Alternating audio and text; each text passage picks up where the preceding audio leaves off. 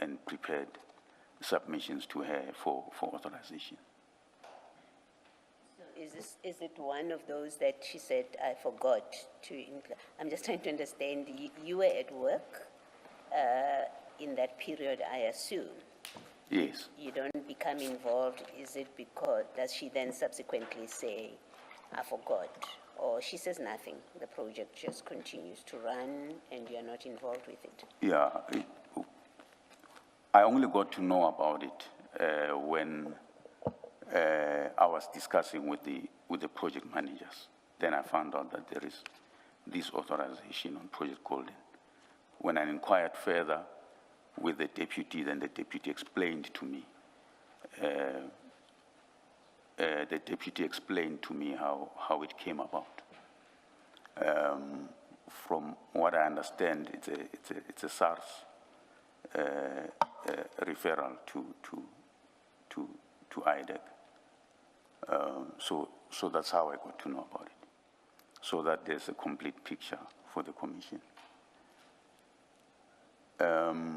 There was a point, I just can't remember exactly when, it might have been 2 years or so earlier, where she called me into a meeting with the management of SARS, and there was a discussion about the same issue, but it was much bigger, from what I understand.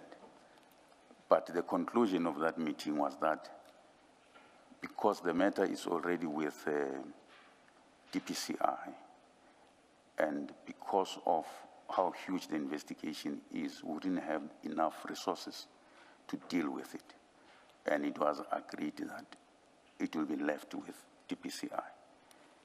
So I only learned, it must have been a year later or so, that now it's been authorized, but it's only some part of that, not the entire investigation. So I have to ask, and I ask because we now know a lot happened, a lot of wrong happened in the way things were done in IDAC. So I have to ask again the direct question. Is this one of the matters where she said to you, I forgot to tell you? Chair, we never spoke about it. She never said anything to me about it. I'm just saying that sometimes, or from time to time, there will be decisions taken where she would then, when I'm in a meeting with her, and she say, hey, Sesoko, I'm sorry. This is what happened. I took this decision. I forgot to inform you, but not specifically on this matter. Thank you. And then just sorry, can you just give us a picture of how your office has and yours are positioned or located within your building? Are you here and then there are several offices in between and she's that side, or are your offices next to each other? Just give us an idea. They are not next to each other, but they are not far from each other. We are on the same floor. Okay. So she's slightly on the other end, I'm on the other end. Okay. You know, like I just wanted to... It's a long passage. Yes. Her office is in the middle of the passage, and then my office is on the other end of the passage. Okay. I just wanted to understand the forgetting. Yeah. For example, if you are right next door to each other, I just would not understand the forgetting whatsoever. Not that I understand it now, not at all. Anyway, let's continue. can I just... Sorry, can I just ask still on this, Mr. Soko? The impression that I had gained was that through your intake processes that are set out in your manual, that process would result in a record or a tally, if you like, of matters that are coming in. And you tell us your process, that it comes in terms of the manual, and there would be evaluations, some would be taken on, some would not be taken on, and there's a process if matters are not taken on. So I would expect that somewhere you have a record of matters that have been referred. And I would expect they would include matters that become the ID's matters. And I would have thought by virtue of your position, I assumed by virtue of your position, you would have a repository of that. If we asked you what matters have been taken on by ID, you would be able to print it off because it's matter that as investigating director or head, you would have access to that. What does it mean then for matters such as this, where there's a Project Golden, you know nothing about it, it's the ID's matter, she has spoken to the DDPP and investigations run. When it comes to your records of you knowing what your organization is dealing with, what does it mean for matters like that? In practice, what is the consequence? So in practice, Chair and Commissioners, when a matter is authorized, it goes to the project managers responsible for that project. Then they would assign it a case intake number, and then it will be put on a register, a case intake register, which have all the matters that are within IDAC. So we created that register, especially when I came in. It was there, but it was not fully developed, and then I insisted that the register becomes fully developed and be able to cater for all the different scenarios that might be needed for information purposes and also for performance information purposes. So that register will have all these matters. So how I get to know, for instance, is when I see in the register does not have full details of the matter, except like in that case, it will say CIN number so and so, and then it's maybe we give it, each project has a name, so it will be Project Golden, for instance, in this case. So when I have a meeting with project managers, then I ask what this matter is about, because I wasn't aware of it. Then they would explain, no, this is what it's about, and I would engage the deputy concerned about it.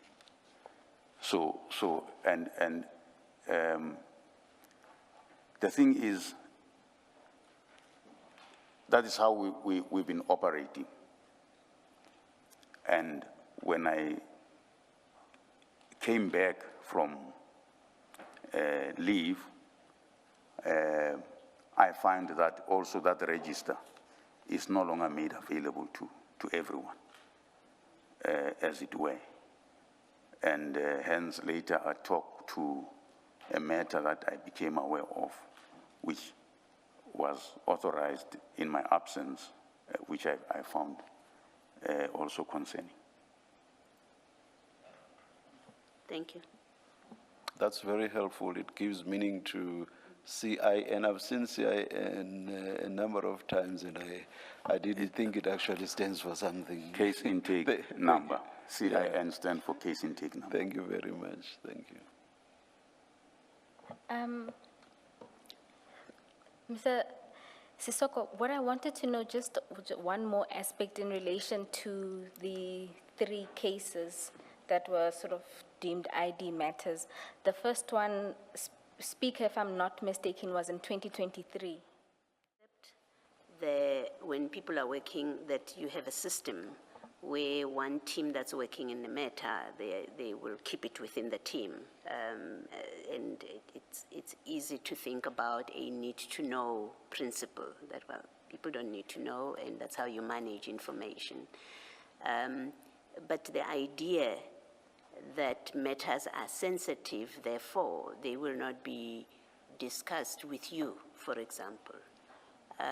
When you hold a particular position, you're head of investigations, you have taken oath, you are bound to the same principles or the same rules as your ID for confidentiality, and if you disclose, you've broken the law. It applies equally to her. how does it get explained, and how do you reconcile with, well, you can't know certain things. A DPP, another DDPP will know, but you can't know, as if you're not subject to the same rules. Can you just explain to us how it is explained in the office and how that is reconcilable with the position you hold? Commissioners, some of those sensitive matters, as it were, like I indicated, like your speaker matter, they were discussed with me.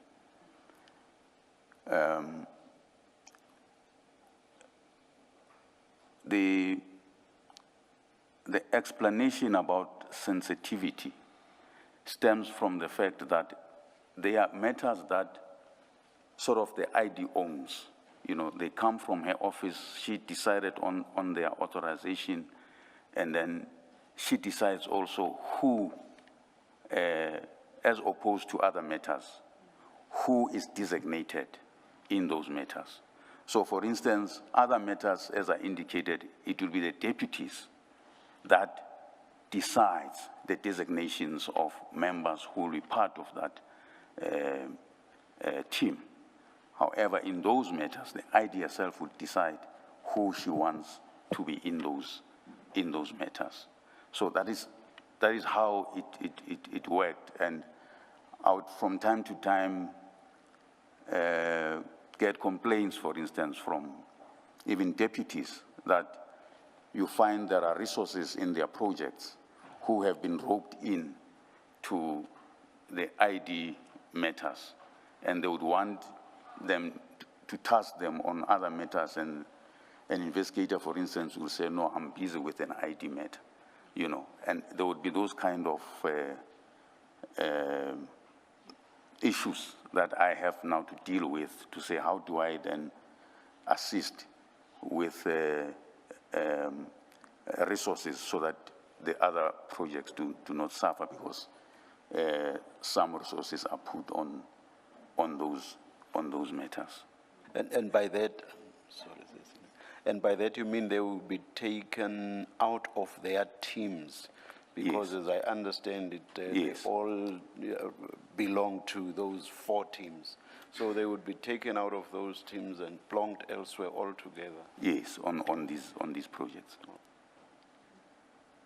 Maybe lastly, so it sounds from your explanation, including the answer to the chair, that there was no, or there was no objective criteria. You've told us about the intake process and what criteria and the scoring that you do about matters that eventually get taken or rejected.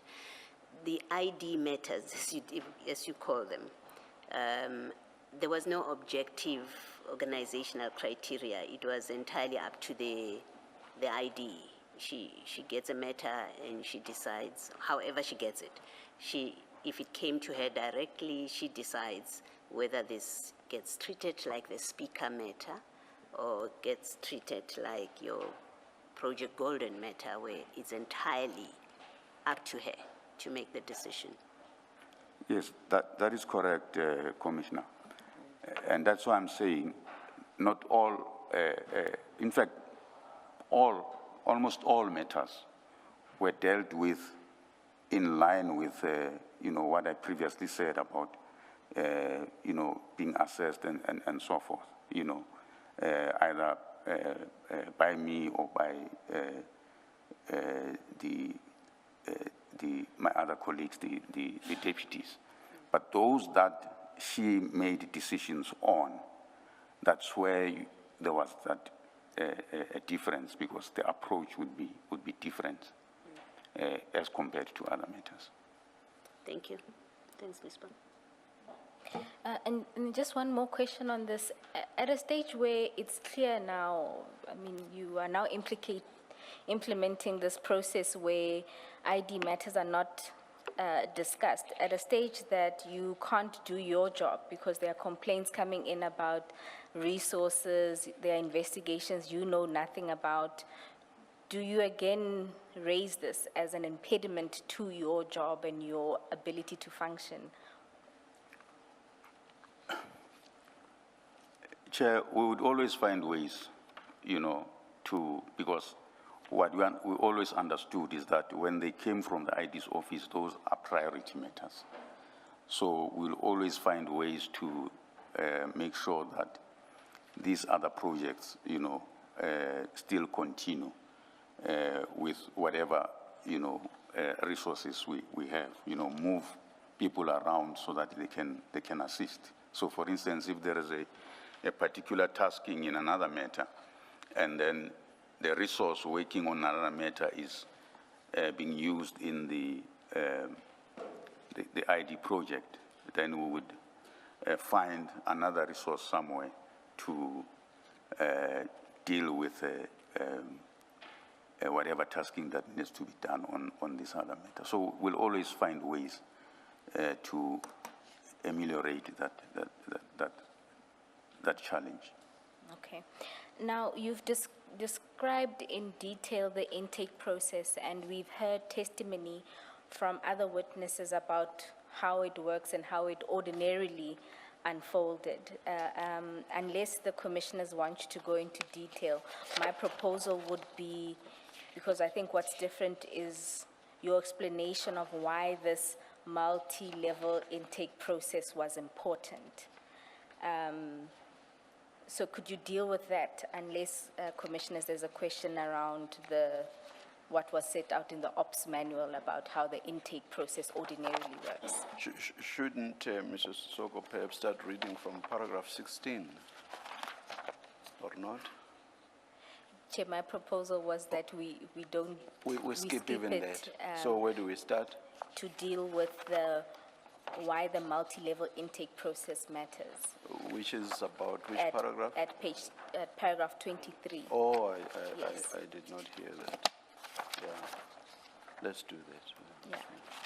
Yeah. Just for the record, in some, the paragraphs before deal with how matters reach IDAC, the registration process, verification and screening, the intake assessment and the scoring process, the authorization of investigations, the planning and conducting and finalization of investigations.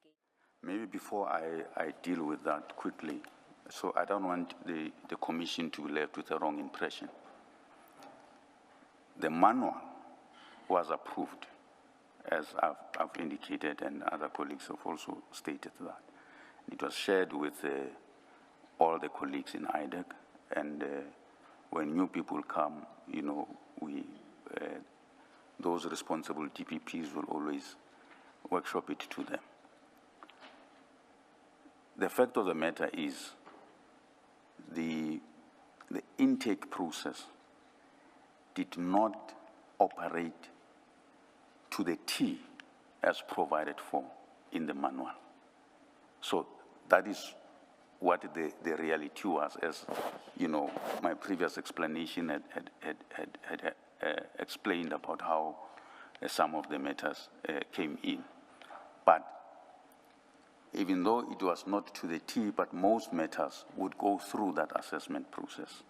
And later in my affidavit will show that, in fact, most of the matters that we did in IDAC are matters that came from the commissions, which came in as a result of the presidential proclamation, and therefore did not go through this process, but rather as a result of the presidential proclamation, and the former ID would have authorized them because of that presidential proclamation, and wrote to law enforcement agencies like IPID and DPCI and requested all those matters to come to the ID then for them to be investigated. So I just wanted to clarify that. Thank you. Advocate Johnson said, for example, about Mr. Adams's referral. She said she did not discuss that with you because it was a simple matter, and she was of the view that she could handle it all by herself without involving you. Are you aware of any instances, or rather, how should I put it? Are you aware that the fact that a matter was simple, whatever that means, that was a factor or a criterion that could be used not to involve other people at the initial stages of a matter or of an intake? I'm not aware of any except for that specific matter. And that's not an issue that was ever discussed within IDAC? No. So she never said, with simple matters, I will not bother you, Mr. Sesoko. No. The decision to authorize that matter was not discussed with me, commissioners. As I will continue my testimony, you'll understand. All right. What happened. No, I just wanted to understand the criterion she said she used in respect of this crime intelligence, these crime intelligence matters. I would have asked the same question in a different way, so I'm covered by the chair. Thank you. And then just on the application of the manual, so to the extent that Advocate Johnson testified that the manual was just a draft, she would have been misleading this commission. Well, at its lightest, she would have lied to this commission. Yeah, I don't understand why she said that. The manual was signed by myself and her, and then at her instruction, it was distributed to all IDAC staff. Just remind us for purposes of the record, we've seen it, but for the record, when did she and you sign it? I have a date somewhere. I can't remember the paragraph now. But I do indicate that in my affidavit.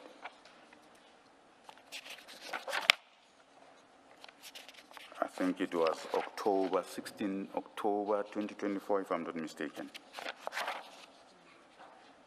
Chair, it is at file 10. Paragraph, but in the affidavit, it's paragraph 26, top of foot of Yes, page, yes, foot of paragraph, page 11, paragraph 26. top of page 12. Yes, yes. But Ms. Bowe wants to take us to the document itself.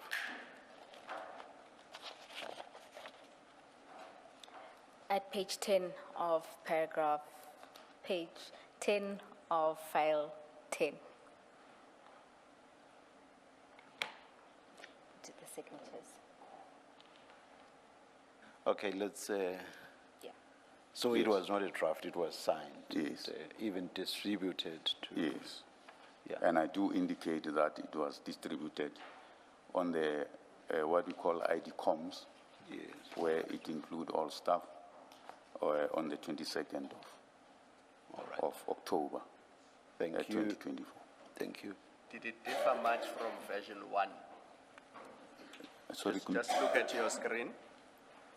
Do you see that there's amendment history, the heading, and version 1 yes, was signed on 18 December 2023, and then the current version 16 October 2024.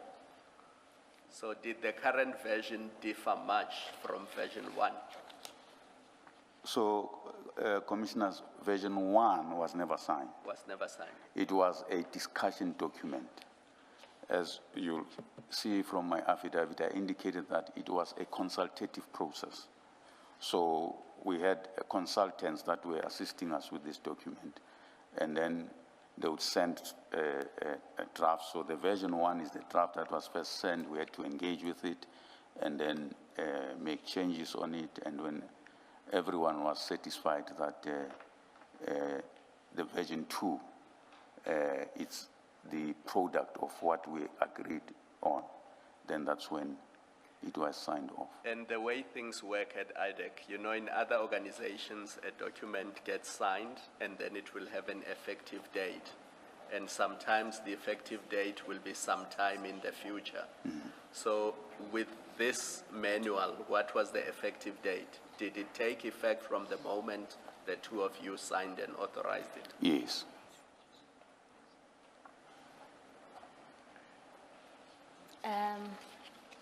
Thank you. Mrs. Sesoko, then if you can then go to why the multi-level intake process matters. Yes. So I emphasize the intake and case selection process, case selection stage of the process because it is deliberately multi-layered and collective. Its stated objective is that case selection is transparent, objective, auditable, and defensible, and that it cannot be manipulated. There is, however, a further and equally important object to insulate the ID from any allegation that IDAC is targeting particular persons or picking or declining cases without proper basis. If a matter is received, assessed, and scored and recommended by a team and a committee before it reaches the ID for authorization, the ID decision rests on a documented defensible foundation, and the ID is protected against the very allegations that are now being made. I was closely involved in creating this framework. I drafted the case intake process that became a case selection criteria, Annexure A to the manual, in August 2022, and I'm a signatory to it. The purpose of that process, as recorded in the document itself, was to establish a case intake and selection process that is impervious to undue external influence and that ensures IDAC is not manipulated to select cases furthering a personal or political agenda. It provided for case intake to assess matters and advise the ID. In 2024, IDAC